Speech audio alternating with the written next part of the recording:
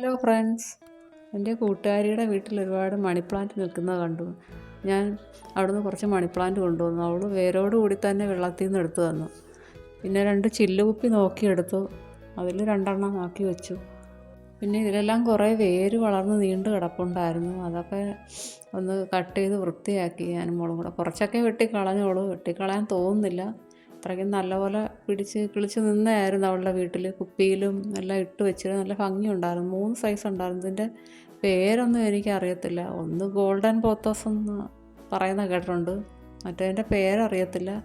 എന്തായാലും പിന്നെ ഒരു ഫ്ലവർ വേസ് ഉണ്ടായിരുന്നു. മോളൊരു പ്ലാസ്റ്റിക് കുപ്പി റോപ്പ് ചുറ്റിയൊക്കെ വെച്ച് ഭംഗിയാക്കി തന്നു.